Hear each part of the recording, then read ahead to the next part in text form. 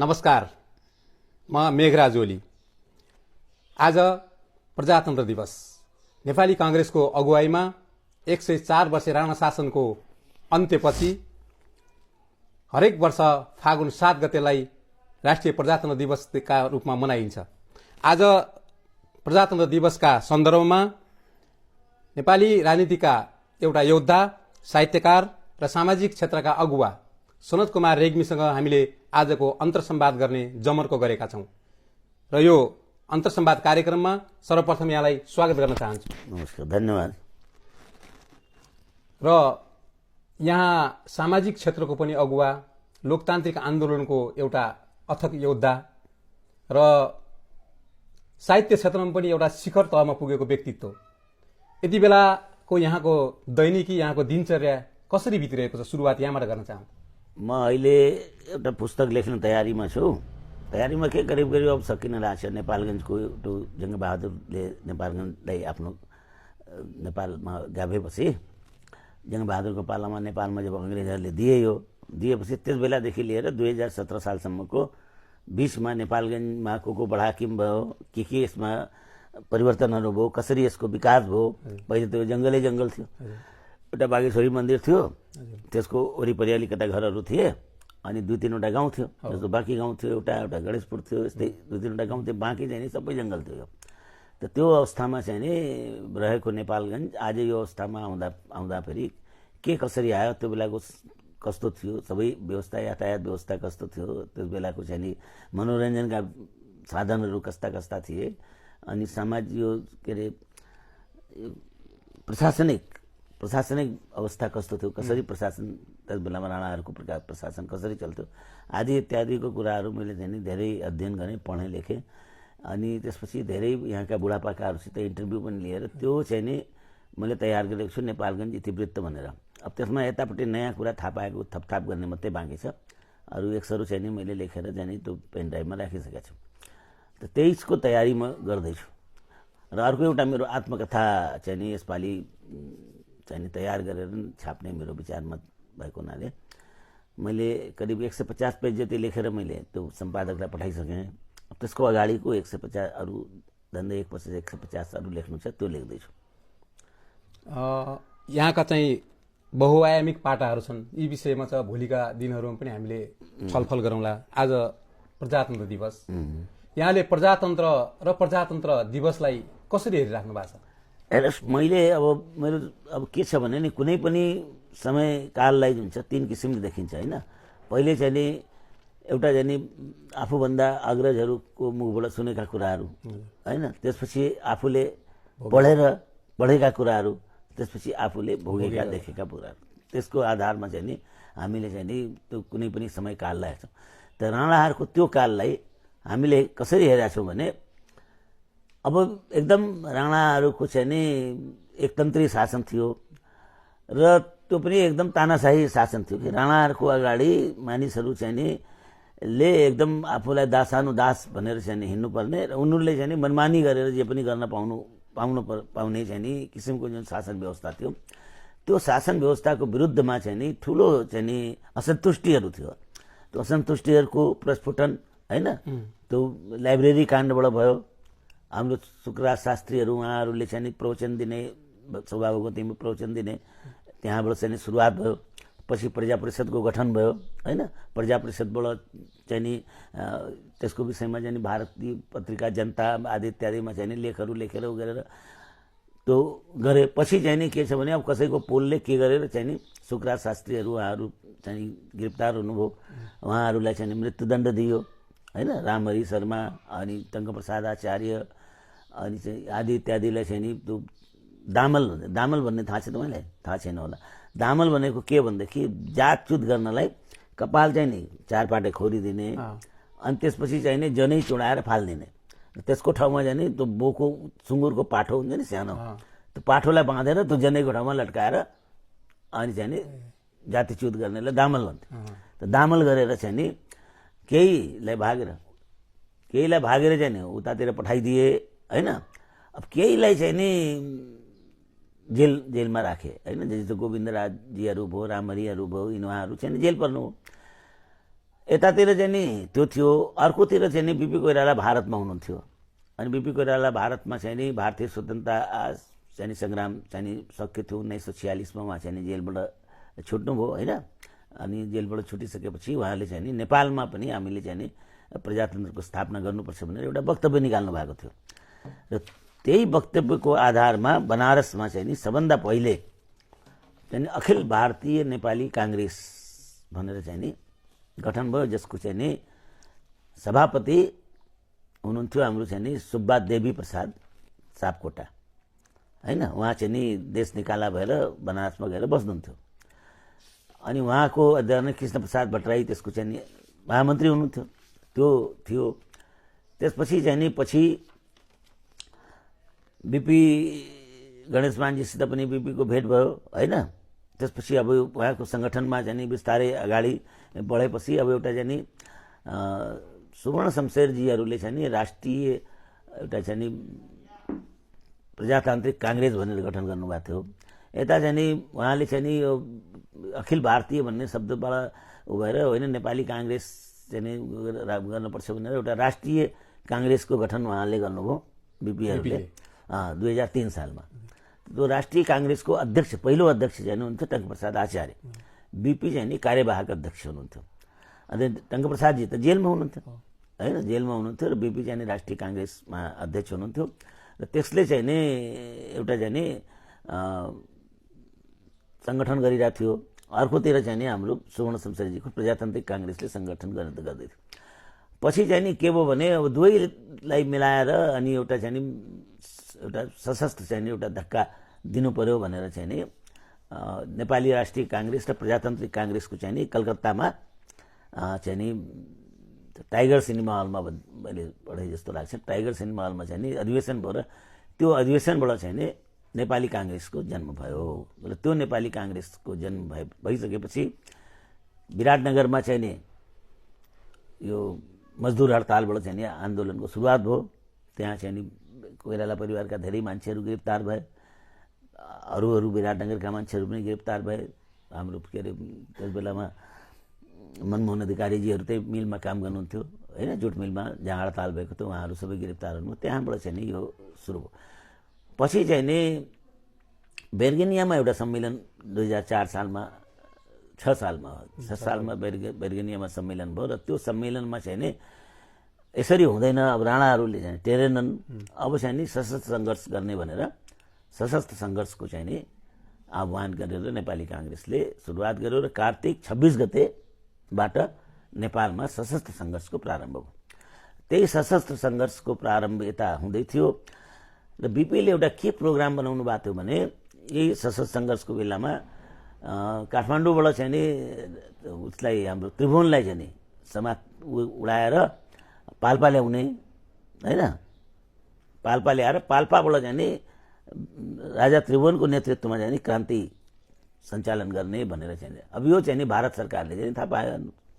भारत सरकारले थाहा पाएपछि भारत सरकारले चाहिँ नि एउटा उनको त्रिभुवनको चाहिँ नि एकजना नर्स थिइन् एरिका भन्ने, त्यो एरिका नर्सको माध्यमबाट सम्पर्क गरिकन चाहिँ नि त्रिभुवनलाई चाहिँ नि त्यहाँबाट चाहिँ नि राजदरबारबाट शिकार खेल्ने बाहनाबाट के बाहनाबाट चाहिँ नि आफ्नो चाहिँ नि लैनचौरमा ल्याएर त्यहाँबाट उसले भारतमा लिएर गयो। र भारतमा गइसकेपछि अब त्यहाँ चाहिँ नि भारत सरकारको यता चाहिँ नि मोहन शमशेरले चाहिँ नि ज्ञानेन्द्रलाई राजा बनाएर चाहिँ नि भारदारी सभा बोलाएर ज्ञानेन्द्रलाई राजा बनाएर पनि गरे। तर त्यही बेलामा चाहिँ नि अब भारत सरकारकै पहलमा भन्नु पर्यो, अब त्यो चाहिँ नि राणाहरूसित चाहिँ नि कुराकानी गरेर चाहिँ नि राणाहरूलाई पनि बोलाए, यता चाहिँ नि राजा त्रिभुवनलाई पनि बोलाए।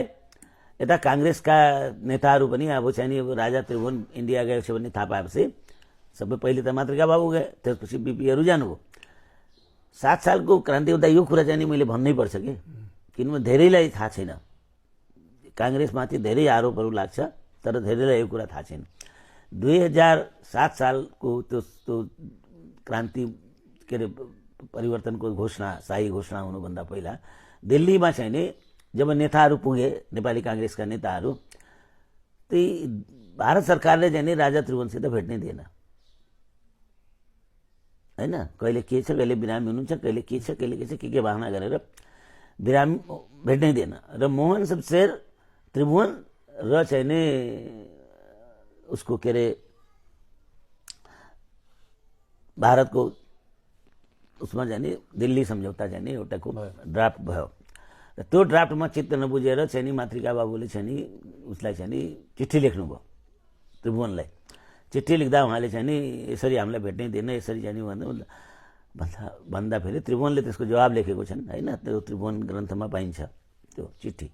उहाँले के भन्नुहुन्छ त्रिभुवनले भने जे जस्तो भए पनि अब जे भयो भयो होइन, मैले गरेँ यसैमा पनि चाहिँ नि तिमीहरूको कल्याण छ, अब चाहिँ नि यसैलाई चाहिँ नि तिमीले स्वीकार गरिदेऊ भनेर चाहिँ नि उहाँले चिठी लेखेर चाहिँ नि पठाउनु भएको थियो होइन। त्यही चिठीको आधारमा भारत सरकारको पनि दबाव पर्यो होला, त्यो दिल्ली सम्झौता चाहिँ नि लागू भएर त्यो सम्झौता अनुसार नेपाली काङ्ग्रेस र राणाहरूको मिलिजुली सरकार बनाउने होइन, प्रजातन्त्र मिलिजुली सरकार बनाउने चाहिँ नि शर्तमा त्यहाँबाट चाहिँ नि सबै नेपालमा आए।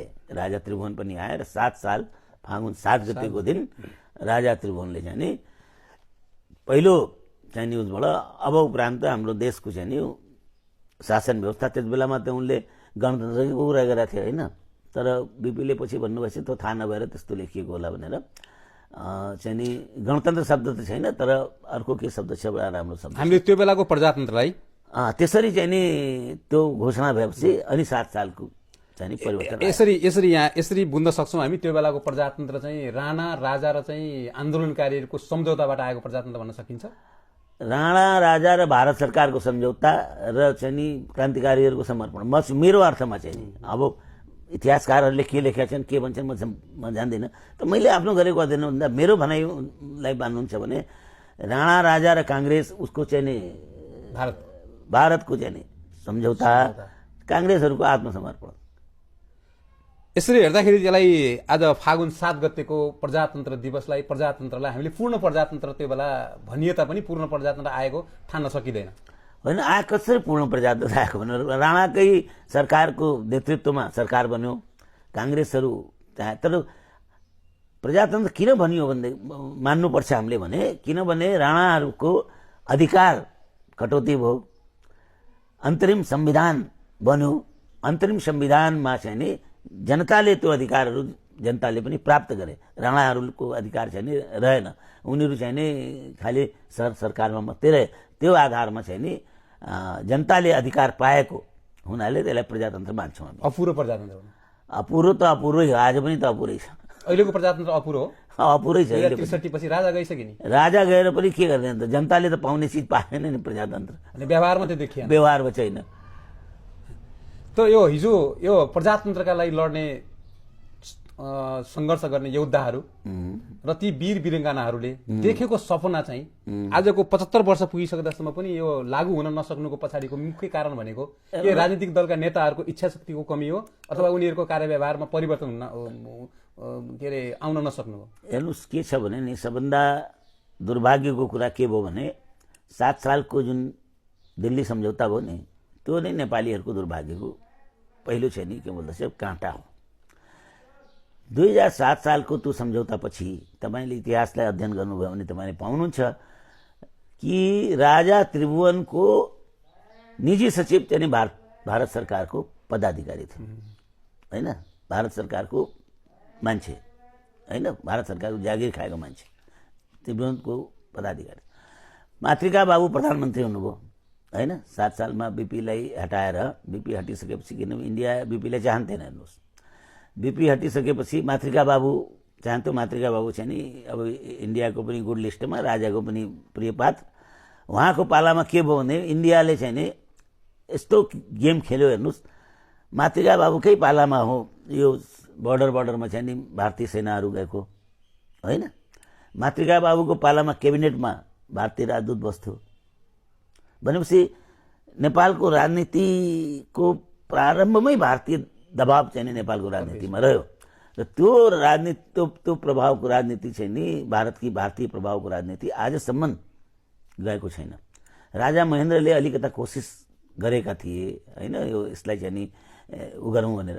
र अर्को ठुलो दुर्भाग्य नेपालको चाहिँ नि के भयो भने बिपी कोइराला र राजा महेन्द्रको बीचमा जुन पर्सनालिटी मात्रै यसलाई पर्सनालिटी ऊ नै भन्छु, किन महेन्द्रले पनि कतिपय ठाउँमा लेखेको छन् बिपी जस्तो मैले प्रधानमन्त्री पाइनँ त्यसपछि फेरि भनेर लेखेका छन्। र बिपीले पनि राजा महेन्द्र मेरो अत्यन्त घनिष्ठ मित्र थिए भनेर चाहिँ नि लेखेका छन्। र उनीहरूको यत्रो मित्रता सारा चिज थियो, तर हुनको बावजुदमा पनि शासन कसले गर्ने भन्ने विषयमा राजा महेन्द्र चाहिँ नि पहिलेदेखि नै शासन चाहिँ नि हामी राजा हौँ, हामीले नै गर्नुपर्छ भन्ने धारणामा थिए। र बिपी चाहिँ नै होइन, यो चाहिँ नि जनता र राजा मिलेर गर्नुपर्छ भन्ने उसमा थिए। अब त्यसमा चाहिँ नि इन्डियाले पनि खेल्यो होइन, इन्डियाले खेल्ने मौका पायो यिनीहरूको उसलाई। र त्यसले गर्दा जुन बिपी र राजाको बिचमा जुन मनमिटाव भयो नि, त्योले चाहिँ नि एउटा चाहिँ नि ठुलो हाम्रो चाहिँ नि दुर्भाग्य त्यो भयो कि आज देश चाहिँ नि आज यो अवस्थामा चाहिँ अहिलेसम्म छ। यदि त्यो बेलामा उनीहरू दुईजनाको बिचमा समझदारी भएको भने, राजा महेन्द्रमा राष्ट्रवादिता त थियो नि, बिपीले स्वयं भन्नुभएको छ कि राजा महेन्द्रको राष्ट्रवादिता राजा महेन्द्रमा छ, तर राजा महेन्द्र चाहिँ नि जनतालाई साथ लिन चाहँदैन, एक्लै गर्न खोज्छ। र म चाहन्छु कि जनता र चाहिँ नि राजा महेन्द्र, त्यो भन्नाले हाम्रो लडाइँ भनेको राजासित होइन, र हाम्रो लडाइँ भनेको प्रजातन्त्रको लागि लडाइँ हो, राजाको विरुद्धमा होइन, प्रजातन्त्रको पक्षमा लडाइँ हो भनेर बिपीले बारम्बार धेरै ठाउँमा भन्नुभएको छ। त्यो कारणले गर्दाखेरि चाहिँ नि 7 सालदेखि लिएर तपाईँको 17 सालसम्म विभिन्न चरणमा चाहिँ नि तमाम मन्त्रीहरू भने राजाले खेल्ने मौका पनि पाए। असन्तुष्ट चाहिँ नि नेताहरू टङ्क प्रसादजीहरूले चाहिँ नि मन्त्रीमण्डलमा आउन चाहनुहुन्थ्यो, अरू आउन पाउनु भएन, त उहाँहरूको चाहिँ नि सबै सहयोग लिँदै धमाधम मन्त्री परिषदहरू बनाउँदै गए। पछि चाहिँ नि भद्रवज्ञा आन्दोलन, नेपाली काङ्ग्रेसले भद्रवज्ञा आन्दोलन गर्यो 14 सालमा। त्यो भद्रवज्ञा आन्दोलनको चाहिँ नि प्रभावमा राजा महेन्द्रले एउटा संविधान बनाए, जेनिथलाई उसलाई बोलाएर, नाम जेनिथै हो जस्तो लाग्छ मलाई, आइबर जेनिथ के यस्तै, अब म बिर्सिरहेको छु अहिले। इङ्ल्यान्डको संविधानविद एकजनालाई बोलाएर 15 सालको संविधान बनाए। त्यसमा पनि मैले त्यो बिपीको विषयमा अध्ययन गर्दा मैले के पाएँ भने, त्यो राजा त्यो इङ्ल्यान्डले बनाएको संविधान पनि 5 चोटि राजाले संशोधन गर्न लगाए। त्यसमा राजाको अधिकारको फुल फ्लेज चाहिँ नि ऊ नहुन्जेलसम्म उनले चाहिँ मानेनन् होइन। अन्तमा चाहिँ नि राजाले चाहिँ नि विशेषाधिकार आफ्नो लिएर अनि बल्ल चाहिँ नि 15 सालको संविधान जारी गरे। 15 सालको संविधान जारी गरिसकेपछि नेपाली काङ्ग्रेस 2/3 जित्यो। 2/3 जितिसकेपछि पनि राजा महेन्द्रले चाहिँ नि अब चाहिँ नि मन्त्रीमण्डल बनाएन, 3 महिना जति त लट्काएर अनि बल्ल बल्ल बिपीको राजाको मन्त्रीमण्डल बन्यो। त्यो मन्त्रीमण्डल बनिसकेपछि बिपीले धेरै त्यस बेलामा धेरै चाहिँ नि सुधारका कुराहरू गर्नुभएको थियो, जसमा राजा महेन्द्रको समर्थन पनि थियो। राजा महेन्द्रले ती सुधारहरूलाई पछि आफू नै लागू गरे होइन, आफूले नै लागू पनि गरे उनले। र त्यो स्थिति चाहिँ नि थियो। 46 सालको आन्दोलन भयो होइन। 46 सालको आन्दोलनमा पनि अब चाहिँ नि राजा वीरेन्द्रले त्यस बेलामा चाहिँ नि अलिकता आफ्नो चाहिँ नि राष्ट्रवादिता देखाए। उनको माथि के थियो आएको थियो प्रस्ताव भने, भुटान जस्तो तिमी हुन्छौ भने हामी यो आन्दोलन दबाइदिन्छौँ भनेर इन्डियाले भनेको थियो अरे। उनले भने बरु म आफ्नै नेताहरूको अगाडि झुक्छु, तँ झुक्दिन भनेर 46 सालको आन्दोलन भयो। 46 सालको आन्दोलनपछि के भयो भनेदेखि नेपालमा अब बिपीको जुन लाइन थियो नि, त्यो बिपीको लाइनबाट चाहिँ नि बिस्तारै काङ्ग्रेस हट्दै गयो। बिपीको लाइनबाट हट्दै जानु नै काङ्ग्रेसको बिस्तारै बिस्तारै चाहिँ नि डिक्रिज हुँदै जानुभयो। त्यसले गर्दा अरू शक्तिहरू चाहिँ नि यहाँ उदाउँदै गए। र अहिलेको स्थिति कस्तो छ भनेदेखि, अहिले स्थिति कस्तो छ, हामी प्रजातन्त्र दिवस त मनाइराखेका छौँ होइन, तर प्रजातन्त्रको अनुभूति चाहिँ नि नेपाली जनताले गर्न पाएको छैन। खालि बोल्ने सुविधा चाहिँ छ, बोल्ने सुविधा त गाली गरेकै हेर्नुहुन्छ, प्रधानमन्त्रीलाई गाली गरेको त्यो यही विषयमा भने प्रजातन्त्रको जगमा लोकतन्त्र हुँदै सङ्घीय लोकतान्त्रिक गणतन्त्रसम्म मुलुक आइसकेको छ। यहाँले प्रजातन्त्र 15 सालभन्दा अगाडिको प्रजातन्त्र दिवस, त्यसपछिका पञ्चायती कालको प्रजातन्त्र दिवस र लोकतान्त्रिक कालको प्रजातन्त्र दिवस, अहिले सङ्घीय लोकतान्त्रिक गणतन्त्रको प्रजातन्त्र दिवसमा के भिन्नता देख्नु भएको छ, के देख्नु भएको छ व्यवहारमा? होइन, के छ भने पहिला जुन हरेक पटक मनाइन्थ्यो, यो त मनाइन्थ्यो, पञ्चायतमा पनि मनाइयो, पञ्चायतमा पनि मनाइन्थ्यो। पञ्चायतमा किनभने राजा त्रिभुवनको सहभागिता भएको हुनाले, यदि राजा त्रिभुवनको सहभागिता नभएर अरूहरूले गरेको क्रान्ति भए सायद पञ्चायतमा मनाइन्थेन होला। यो त तर राजा त्रिभुवनको सहभागिता भएको हुनाले प्रजातन्त्रको खिल्ली उडाएको भएन, पञ्चायतले पनि प्रजातन्त्रको रूपमा चाहिँ यसलाई मान्यो होइन। र चाहिँ नि प्रजातन्त्र दिवस चाहिँ नि भव्य रूपमा मनाउँथ्यो उसमा पनि। तर अहिले चाहिँ नि वास्तवमा प्रजातन्त्र दिवसप्रति त्यति उत्साह चाहिँ छैन, चासो छैन। अहिले त गणतन्त्रैमाथि बढी विश्वास छ, किनभने त्यो प्रजातन्त्र चाहिँ नि राजतन्त्र सहितको प्रजातन्त्र थियो। त्यसो हुनाले अहिले गणतन्त्रवादीहरूले यसलाई चाहिँ नि त्यति महत्त्व दिएका छैनन्। तर यसको आफ्नो महत्त्व इतिहास 2063 पछि राजतन्त्र चाहिँ फालियो। त त्यसपछि राजतन्त्र फालिएपछिको प्रजातन्त्रलाई हामीले पूर्ण प्रजातन्त्र भन्न सकिँदैन। होइन, सुन्नु न, प्रजातन्त्र भनेको त के हो भने एउटा सिस्टम हो, होइन? सिस्टम। मेरो एउटा भनाइ मैले जहिले पनि आफ्नो साथीहरूको बिचमा अथवा अरू कुनै यस्तो फोरम मञ्च पाएँ भने मैले के भन्ने गरेको छु भने यो गणतन्त्र भन्नुहोस्, राजतन्त्र भन्नुहोस्, होइन, अथवा चाहिँ नि अरू कुनै तन्त्र भन्नुहोस्, साम्यवाद भन्नुहोस्, एकतन्त्रीय साम्यवाद, यी सबै कुराहरू भनेको साधन हुन्। साध्य भनेको देशले उन्नति गर्नु हो। अब यो साधन भनेको त परिवर्तनशील छ। आज भोलि यसले देशको विकास गर्न सकेन भने यो पनि परिवर्तन हुन सक्छ, किन साध्य हो होइन त। यो साधन मेरो फेल भयो, अर्को साधन प्रयोग हुन्छ, मुलुकले अर्को साधन प्रयोग गर्छ। त्यस हुनाले यी सबै कुराहरू चाहिँ साध्य हुन्। साध्य हो भने मुलुकको विकास, साध्य हो नेपाली जनताले को चाहिँ नि जीवनस्तरको विकास। त्यो दुइटै कुरा त भएको छैन नि। त्यसो भने प्रजातन्त्र कहाँ आयो? दुइटै कुरा छैन नि। देशको विकास पनि भएको छैन, होइन? जनताको चाहिँ नि जीवनस्तर पनि उठेको छैन। 80 अरब कि कति अरबको सुन्छु म चाहिँ नि के बोल्दैछ, हामी माथि ऊ छ, के अरे कर्ज छ, विभिन्न राष्ट्रहरूलाई बुझाउनु पर्ने। हामी कर्जले लोभिँदैछौँ। देशको युवा शक्ति यो छोडेर चाहिँ नि विदेशमा जाँदैछ।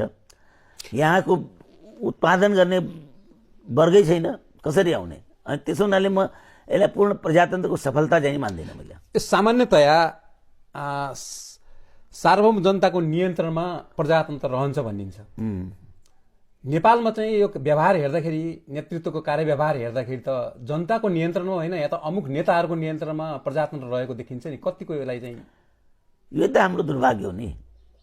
हाम्रो दुर्भाग्य हो यो कि हामी जनताको नियन्त्रणमा तब हुन्छ जब विधिको शासन हुन्छ। नेपालमा अहिले के छ भने संविधान त बन्या छ, त्यो संविधानलाई भत्काउँदै चाहिँ नि नेताहरू हिँडिरहेछन्, होइन? संविधानलाई नमानेर नेताहरू आफ्नो मनमानी गरिरहेछन्। अब त्यसलाई चाहिँ नि कुन रूपमा हेर्ने? एउटा नेताहरूको मनमानी तन्त्र भनौँ न यसलाई चाहिँ गणतन्त्र भन्दा पनि नेताहरूको मनमानी तन्त्र छ अहिले। यसमा जनताको दोष देख्नुहुन्न? जनताको दोष त छ नि।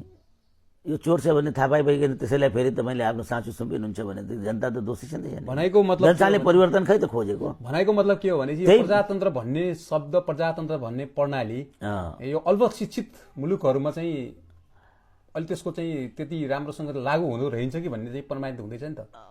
अल्पशिक्षित मुलुकमा भन्दा शिक्षित मुलुकमा प्रजातन्त्र अलि बढी दिगो हुन्छ। राजतन्त्र भए पनि प्रजातन्त्र छ, हेर्नुहोस् जापानमा। राजतन्त्र भए पनि प्रजातन्त्र छ चाहिँ नि इङ्ल्यान्डमा, होइन? यहाँ गणतन्त्र भएर पनि प्रजातन्त्र छैन। त्यसको केही न केही त चाहिँ नि हाम्रो नागरिकहरूको चाहिँ नि चेतन स्तरको चाहिँ नि वृद्धिको कमी पनि त होला नि।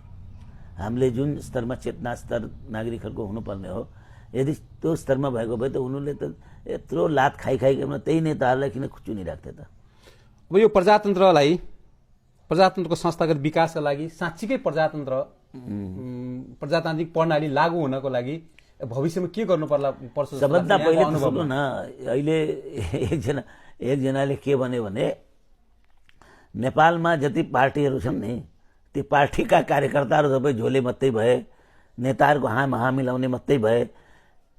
वास्तवमा चाहिँ नि पार्टीलाई पार्टीगत रूपमा लैजाने चाहिँ नि कार्यकर्ताहरूको नेपालमा अभाव हो भन्ने एकजनाले भनेको सुनेको थिएँ मैले। यसो किन यसले यस्तो मान्छेले भन्यो भने भन्दा अनि मलाई के लाग्यो भने जस्तो आफ्नै, म त नेपाली काङ्ग्रेसमा धेरै लामो समयसम्म बसेँ, आफ्नै पार्टीमा मैले हेर्छु। नेपाली काङ्ग्रेसमा आन्तरिक लोकतन्त्र खै त? विद्यार्थी सङ्गठन छ, निर्वाचन हुँदैन। तरुण दल छ, निर्वाचन हुँदैन। किसान सङ्घ छ, निर्वाचित हुँदैन। सबै चाहिँ नि सभापतिले मनोनित गर्छन्। भनेपछि नेपालको कम्युनिस्ट पार्टी र लोकतान्त्रिक पार्टी भयो कांग्रेस पार्टीको त्यो एउटै के- अवस्था हुन्। एउटै अवस्था छ भनेपछि जब प्रजातन्त्रको लागि लड्ने यत्रो ठुलो पार्टी त्यसमा आन्तरिक लोकतन्त्र छैन भने अब त्यो लोकतन्त्रलाई सुधार्ने काम त कार्यकर्ताहरूको हो नि। हामी जस्ता कार्यकर्ताहरूले चाहिँ नि सुधार्न पर्ने हो। तर चाहिँ नि हामी सबै पनि लोभमा पर्छौँ। केही पद पाइन्छ कि विधि भन्दा पनि व्यक्तिको चाहिँ विधि भन्दा नि व्यक्तिको चाहिँ नि दासत्व स्वीकारिरहेका छौँ। गुटबन्दीमा लागेका छौँ। कोही कसैको गुटमा, कोही कसैको गुटमा, कोही शेरबहादुर दाई जिन्दाबाद भन्छ, कोही शेखर दाई जिन्दाबाद भन्छ। अब यसले त यो त प्रजातन्त्रको चाहिँ नि माहौल हो जस्तो लाग्छ। यहाँको विचारमा अपुरो प्रजातन्त्र वर्तमान अवस्थामा छ र पूरा प्रजातन्त्र र जनताले चाहेको प्रजातन्त्र, ती योद्धाहरूले देखेको सपनाको प्रजातन्त्र, ती वीर वीरङ्गनाहरूले चाहिँ आफूलाई बलिदानी गरेर प्रजातन्त्र स्थापनाको लागि देखेको सपनाको प्रजातन्त्र ल्याउनको लागि चाहिँ के गर्नुपर्ने? अब यो के छ भने समयले गर्छ आफै। हेर्नु अब परिवर्तनको चाहिँ नि लहर चाहिँ नि आउन थालिसकेको छ हैन। अब हिजोभन्दा आज जनता चेतनशील हुन लागिसकेको छ होइन। बहुदलीय व्यवस्थामा निर्दलीय व्यक्तित्वलाई चुनावमा जितायो किनभने अब मान्छे हेर्न थाल्यो जनताले हैन। अब जनताले पार्टी होइन मान्छे हेर्न थाल्यो। त्यसो हुनाले अब पार्टीहरूले आफूलाई जीवित राख्नु छ भने राम्रो मान्छे राख्नु पर्यो। देशको लागि सोच्ने मान्छेहरू ल्याउनु पर्यो। त्यो गर्यो भने पार्टीहरू रहन्छन्, होइन भने यी पार्टीहरू इतिहासको गर्तमा जान्छन्, नयाँ पार्टीको हुँदै भएर आउँछ। हामी कार्यक्रम र समयले फेरि प्रजातन्त्रको एउटा पूर्ण प्रजातन्त्रको बाटोमा जाने देश अगाडि बढ्छ। हामी यो कार्यक्रमको अन्त्यतिर आइरहेका छौँ। आशावादी छु म। समय छोटो छ तैपनि हामीले चाहिँ राख्न खोजेका जिज्ञासाहरू र यहाँले भन्न खोजेका केही छुटेका जिज्ञासाहरू छन् भने चाहिँ जिज्ञासाका उत्तरहरू छन् भने होइन। मैले भन्नुपर्ने कुरा मेरो त हेर्नुहोस् एउटा प्रष्ट धारणा के छ भने बिपीको अनुयायी हुँ म। बिपीले जहिले पनि भन्नुहुन्थ्यो, हामीहरूलाई नै उहाँले भन्नु, मलाई युवाहरूमाथि विश्वास छ र म युवाहरूलाई लिएर नै अगाडि बढ्न चाहन्छु। र अहिले चाहिँ नि के छ भनेदेखि बिपीले खोजेका युवाहरू हामीहरू त हो नि। अब 78 वर्षको मै भइसकेँ, झन्डै 80 वर्ष हुन लागेको छ शेरबहादुरजी। हाम्रो युवराजजी पनि मभन्दा 2 वर्षै कान्छो हुन् जम्मा। भनेपछि हामी सबै 70 पार गइसक्यौँ। युवाहरूको छैन। मैले एकचोटि गिरिजाबाबु नेपालगञ्जमा आएको बेला पार्टीको भेला थियो अनि मैले गिरिजाबाबुलाई भने, गिरिजाबाबु आज तपाईँले भेट्नुभयो यत्रो मान्छे, यसमा तपाईँले चाहिँ नि 50 वर्षभन्दा मुनिको कतिजनालाई भेट्नुभयो? एकजना पनि आएको थिएन। मैले त्यो म बसुन्जेलसम्म 50 वर्षभन्दा मुनिका एकजना कार्यकर्ता आएको थिएन। मैले काङ्ग्रेसको परिप्रेक्ष्यमा भनेको थिएँ कि अब यो परिप्रेक्ष्यमा भोलि निर्वाचन भयो भने 50 वर्षभन्दा मुनिका मानिसको भोट नेपाली काङ्ग्रेसले कसरी पाउँछ र नेपाली काङ्ग्रेसले चाहिँ नि 50 वर्ष मुनिका युवाहरूलाई आकर्षित गर्ने के भूमिका खेल्न सक्छ गिरिजाजु, त्यतातिर पनि सोच्ने कि भनेर मैले भनेको थिएँ। गिरिजाबु एकछिन बडा गम्भीर पनि हुनुभयो, तर उहाँले केही जवाब चाहिँ केही पनि दिनु भएन। त मैले त्यही बेला अब अहिलेको आवश्यकता भनेको के छ भने अब युवाहरूलाई चाहिँ नि अगाडि ल्याउनुपर्छ। हामीहरू मैले त आफ्नो 75 वर्ष पुगेको उपलक्ष्यमा एउटा कार्यक्रममा घोषणै गर्दै थिएँ, म अब सक्रिय राजनीतिमा रहन्न, अब युवाहरू अगाडि आउन्, उनलाई मेरो जाने समर्थन हुन्छ, म उनीहरूलाई जाने सघाउँछु। अत्यन्त व्यस्तताका बीच आज प्रजातन्त्र दिवसमा यहाँले समय दिनुभयो। समयका लागि यहाँलाई धेरै धेरै धन्यवाद। यहाँहरूलाई पनि धन्यवाद, मलाई मौका दिनुभयो आफ्नो विचारहरू राख्नु प्रजातन्त्र दिवसको उपलक्ष्यमा। धन्यवाद। दर्शकबिन, आज प्रजातन्त्र दिवसका सन्दर्भमा प्रजातन्त्रका योद्धा, सामाजिक व्यक्तित्व र साहित्यिक व्यक्तित्व सनत कुमार रेग्मीसँग आजको संवाद कार्यक्रममा हामीले भलाखुसारी गऱ्यौँ र यो कार्यक्रमलाई यहाँहरूले हेरिदिनुभयो र यो कार्यक्रमबाट हाम्रो टिम बिदा हुन्छ। धन्यवाद।